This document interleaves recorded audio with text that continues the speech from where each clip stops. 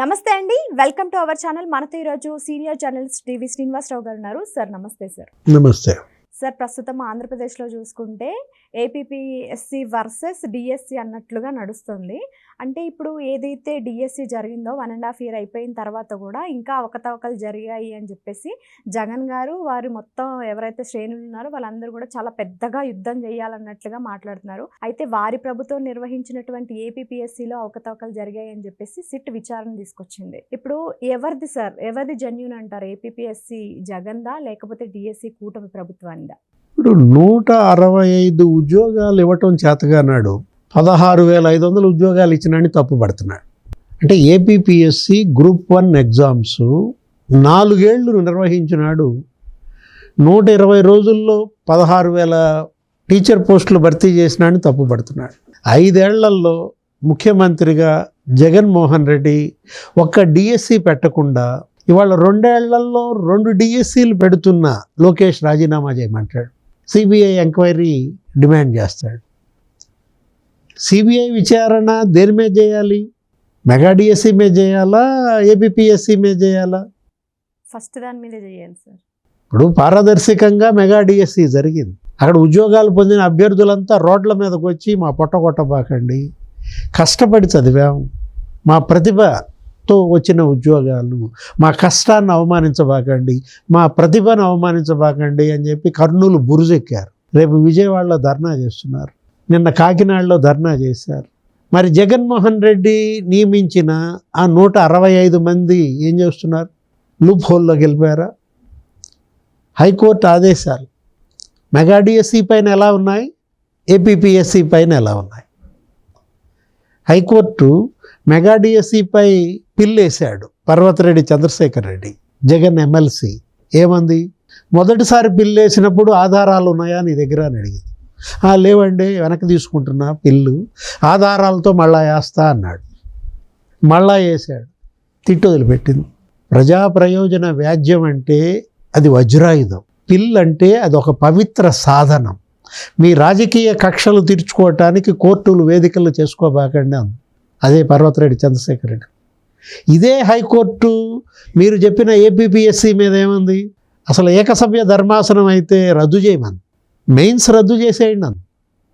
దానిపైన ఉద్యోగాలు పొందిన 165 మంది మళ్ళీ వెళ్ళారు హైకోర్టుకి. అప్పుడు హైకోర్టు ద్విసభ్య ధర్మాసనం ఏమంది? సిట్ వేయమని, స్పెషల్ ఇన్వెస్టిగేషన్ టీం ఒక డీజీ ర్యాంక్ అధికారితో వేసింది ప్రభుత్వం. రవిశంకర్ అయ్యన్నార్ నేతృత్వంలో ఇవాళ సిట్ హైకోర్టుకి ఇచ్చిన నివేదికలో ఏమున్నాయి? ఎవరిని తప్పు పట్టింది సిట్? 165 పోస్టులు నియమించడానికి 4 ఏళ్ళ జగన్మోహన్ రెడ్డికి. 2 కృష్ణులు మారారు, 3 వాల్యుయేషన్లు చేయించాడు. 2 కృష్ణులు ఎవరు? ఒకడు పిఎస్ఆర్ ఆంజనేయులు, ఇంకోటి గౌతమ్ సవాంగ్. పిఎస్ఆర్ ఆంజనేయులు 2 వాల్యుయేషన్లు జరిపాడు, ఒకటి మాన్యువల్, ఒకటి డిజిటల్. ఆవాసాల ఒకటి, హాయిలాండ్లో ఒకటి. హోటళ్లలోన వాల్యుయేషన్ చేసేది. మొదటి దానికి 2 కోట్లు ఎత్తాడు, రెండో దానికి 1.5 కోటి ఎత్తాడు. తిట్టు వదిలిపెట్టింది హైకోర్టు. అసలు డిజిటల్ వాల్యుయేషన్ ఎలా చేపిస్తావు? నువ్వు నోటిఫికేషన్లో చెప్పావా? అభ్యర్థులకు ముందుగా చెప్పాలి కదా మీరు చెప్పే వాల్యుయేషన్ గురించి. మళ్ళా మాన్యువల్ జాన్సమన్. 3వ వాల్యుయేషన్ 2వ కృష్ణుడు వచ్చాడు, గౌతమ్ సవాంగ్. ఎక్కడున్నాడు? ఇప్పుడు ఉన్నాడా? పారిపోయాడా? అంటే 2 పరారయ్యారు, 3 అరెస్ట్ అయ్యారు. పిఎస్ఆర్ ఆంజనేయులు జైలుకి వెళ్ళాడు ఈ కేసులోనే, 3 నెలలు జైల్లో ఉన్నాడు, మెడికల్ బెయిల్పై బయటకు వచ్చాడు. దాత్రి మధు 1,14,00,000 జైలుకి వెళ్ళాడు. జైలుకి వెళ్ళి మళ్ళీ బెయిల్పై బయటకు వచ్చాడేమో. ఆ రఘు అనేవాడు ఒకటి జైలుకి వెళ్ళాడు. 2 పరారయ్యారని చెప్పా. గౌతమ్ సవాంగ్ పరారి, డీజీ చేసినాడు. ఎక్కడున్నాడు? సొంత రాష్ట్రం పారిపోయాడా? అంటే జగన్ ఓడిపోగానే పరారైపోయాడు.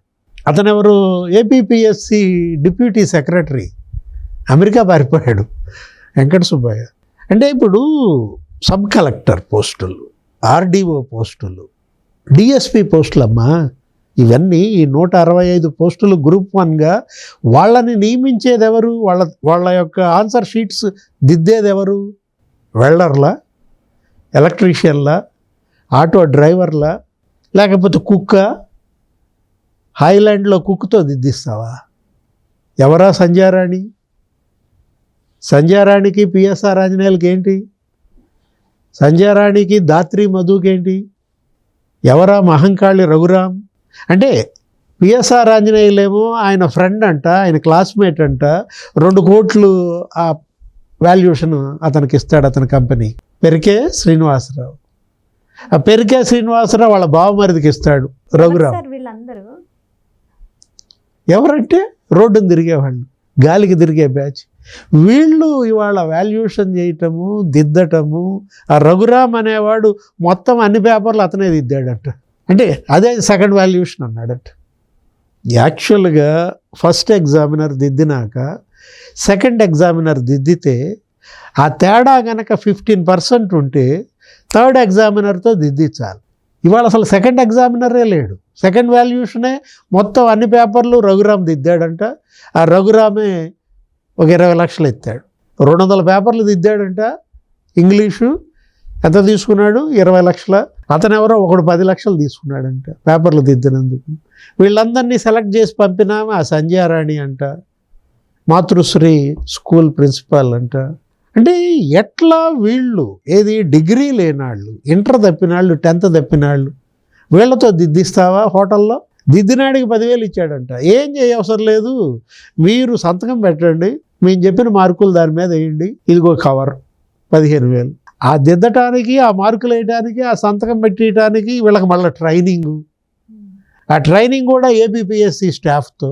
ఆ విశాల, వెంకటలక్ష్మి, వెంకట సుబ్బయ్య పారిపోయినట్టున్నాడు. అంటే ఏపీపీఎస్సీ వాళ్ళను కూడా బెదిరించాడని, పిఎస్ఆర్ ఆంజనేయులు బ్లాక్మెయిల్ చేశాడని వాళ్ళు అభ్యంతరం చెప్పారంట. తప్పండి, ఇట్లా చేయకూడదు, ఈ వాల్యుయేషన్ ఇట్లా యూనివర్సిటీల్లోనే చేయాలి, ఇట్లా హోటల్స్లో చేయకూడదు. అంటే మొత్తం అటు ఇంటెలిజెన్స్, ఇటు సిఐడి తన చెప్పు చేతల్లో పెట్టుకుని సిఐడి ఆధ్వర్యంలో ఉన్న హైలాండ్ ఆ క్యాంపస్లో దిద్దించటం, అక్కడ ఒక 20 లక్షలు ఎత్తటం. అంటే ఇక్కడ పిఎస్ఆర్ ఆంజనేయులే కాదు, గౌతమ్ సవాంగ్ను ఎందుకని ఈ కేసులో ఇంతవరకు విచారించలేదు? అంటే పోలీస్ కుమ్మక్కై వదిలేస్తారా? ఇవాళ జనం అడుగుతున్న ప్రశ్న అన్నమాట. ఇప్పుడు ఈ సిట్ నివేదిక చూసి హైకోర్టు ధర్మాసనం ఏం తీర్పిస్తుందో చూడాలి. జగన్మోహన్ రెడ్డి ఏమంటాడు? లోకేష్ రాజీనామా చేయాలంటాడా? సార్ ఈ ఏపీపీఎస్సీ ఇంత ట్రాన్స్పరెంట్గా ఇష్యూ కనిపిస్తున్నా సరే ఎందుకని ఇంకా అరెస్టులు కానీ ఏం జరగట్లేదు అంటారు? జరిగాయి అరెస్టులు, కొంతమంది అరెస్ట్ అయ్యారు, జైలుకి వెళ్ళారు, కొంతమంది పరారయ్యారు, మళ్ళా జరుగుతాయి. మెయిన్ లీడ్ని ఎవరంటారు అసలు? ఇప్పుడు జగన్మోహన్ రెడ్డే కదా. ఇప్పుడు ఆయన ముఖ్యమంత్రిగా నియామకాలు ఇవన్నీ కూడా వీళ్ళందరూ డమ్మీలే కదా, జగన్ చేతిలో కీలుబొమ్మలే. పిఎస్ఆర్ ఆంజనేయులైనా, గౌతమ్ సవాంగ్ అయినా వాళ్ళని నియమించింది ఎవరు? జగన్మోహన్ రెడ్డి ముఖ్యమంత్రే కదా. ఏ ధైర్యంతో సార్ ఇప్పుడు ఏమీ లేని దాని మీద పడుతున్నారు ఆయన? అదేగా జగన్మోహన్ రెడ్డి జగన్మోహన్ రెడ్డి నైజం అదే కదా. అతను చేసేది తప్పు, ఎదుటాడి మీద నెడతాడు. అతని మనుషులు నరికి చంపుతారు, గొడ్డలు చంద్రబాబు చేతిలో పెడతారు. ఇప్పుడు మెగా డిఎస్సి ఇవాళ ఏంటి, దాన్ని ఇప్పుడు నరికి చంపి గొడ్డలు లోకేష్ చేతిలో పెట్టాలనా? అక్కడే అర్థమైపోవటంలో క్రిమినల్ యాటిట్యూడ్. సరే ఇప్పుడు రాజీనామా లోకేష్ని చెయ్యాలి అంటున్నారు, మరి జగన్ ఏం చేయాలి? అరెస్ట్ చేసేలా? రాజీనామా లోకేష్ ఎందుకు చేయాలి? వాళ్ళు డిమాండ్ చేస్తున్నారు. ఇప్పుడు ఈయనదే తప్పు ఉంటే ఈయన ఏం చేయాలి? ఇప్పుడు బొత్స సత్యనారాయణ ఏమంటున్నాడు? ఇప్పుడు రేపొద్దున కౌన్సిల్ సమావేశాలు, మేము సిబిఐ ఎంక్వైరీ చేస్తాం, అడుగుతాం, లేకపోతే లోకేష్ రాజీనామా పట్టుబడతాం అంటున్నాడు. ఈయన విద్యాశాఖ మంత్రి, ఆయన విద్యాశాఖ మంత్రి. నీ హయాంలో టీచర్ల బదిలీలు ఎలా జరిగాయి? లోకేష్ హయాంలో టీచర్ల బదిలీలు ఎలా జరిగాయి? ఒక్కొక్క బదిలీకి 5 లక్షలు వసూలు చేశామని కదా నీ మీద ఆ రోజు అభియోగం. 1350 టీచర్ల దగ్గర ఒక్కొక్కటి దగ్గర 5 లక్షలు, 65 కోట్లు వసూలు చేశాడు బొత్స సత్యనారాయణ. అంటే నువ్వు టీచర్ బదిలీకి 5 లక్షలు తీసుకుని 65 కోట్లు వసూలు చేసి పారదర్శకంగా రూపాయి తీసుకోకుండా బదిలీలు చేసిన లోకేష్ రాజీనామా చేయాలా? ఎవరి మీద సిబిఐ ఎంక్వైరీ చేయాలి? ఎవరు రాజీనామా చేయాలి? అంటే జగన్మోహన్ రెడ్డి తను క్రైమ్ చేస్తాడు, చంద్రబాబుని అరెస్ట్ చేయమంటాడు. నేరం చేసేది జగన్, నన్ను అరెస్ట్ చేయడానికి లేదు. నేను నేరం చేయడానికి కారణం చంద్రబాబుని అరెస్ట్ చేయమంటాడా? ఇది ఇవాళ జనంలో చర్చ. ఏది ఇవాళ ఏపీపీఎస్సీ ఎగ్జాము ఆ 165 ఉద్యోగాల భర్తీ ఎలా జరిగింది, ఈ మెగా డిఎస్సి ఎగ్జామ్ ఈ 16,500 టీచర్ పోస్టుల భర్తీ ఎలా జరిగింది, ఎంత నిష్పాక్షికంగా. నీకు 4 ఏళ్ళు పట్టింది, హైకోర్టు 2 సార్లు తిట్టింది, ఇప్పటికీ వాళ్ళు త్రిశంకు స్వర్గంలో ఉన్నారు. వాళ్ళ పోస్టులు ఉంటాయో తెలియదు, ఊడతాయో తెలియదు. ఇప్పుడు ఇదే మెగా డిఎస్సి 120 రోజుల్లో కంప్లీట్ చేశారు. 83 సెషన్స్లో పెట్టారు. Computer based test. ఇక్కడ వాల్యుయేషన్ మీద ఒక్క బ్యాడ్ రిమార్క్ లేదు, ఒక్క అభ్యర్థి కోర్టుకు వెళ్ళలేదు. కానీ నీ దగ్గర 403 మంది అభ్యర్థులు కోర్టుకు వెళ్ళారు ఆ ఏపీపీఎస్సీ ఎగ్జామ్ పైన. జైలుకి వెళ్ళారు పిఎస్ఆర్ ఆంజనేయులు, దాత్రి మధు, రఘు. ఏది స్కామ్, ఏది ట్రాన్స్పరెంట్గా జరిగింది అనేది వాళ్ళ జనంలో చర్చ. అదేమంటే జగన్మోహన్ రెడ్డి ఏమంటాడు, అసలు కౌన్సిల్ స్తంభింపజేయాలి, మళ్ళా ఫీజు రీయింబర్స్మెంట్ గురించి ఎత్తుతాడు. 9,000 కోట్లు ఫీజు రీయింబర్స్మెంట్ బకాయిలు పెరిగిపోయాయి, 13 క్వార్టర్లు డబ్బులు కట్టాలంటాడు. దాంట్లో సగం నీదే, నువ్వు ఇవ్వాల్సింది ఇవ్వాల. జగన్మోహన్ రెడ్డి ముఖ్యమంత్రిగా ఫీజు రీయింబర్స్మెంట్ బకాయిలు 5,000 కోట్లు ఉన్నాయి. ఎవరు కట్టాలి? చంద్రబాబు నువ్వు కట్టాల్సిందే అంటాడు. అంటే తప్పు చేసేది జగన్, దాన్ని నెట్టేది చంద్రబాబు మీద. నారాసుర రక్త చరిత్ర అప్పుడే మనం చూసాం కదా, వివేకానంద రెడ్డిని నరికి చంపి వాళ్లే చంద్రబాబు చేతిలో గొడ్డలు పెట్టారంటే దాంట్లో అరెస్ట్ అయింది ఎవరు? తెలుగుదేశం వాళ్ళు అరెస్ట్ అయ్యారా? నీ మనుషులు అరెస్ట్ అయ్యారు. ఎవరు?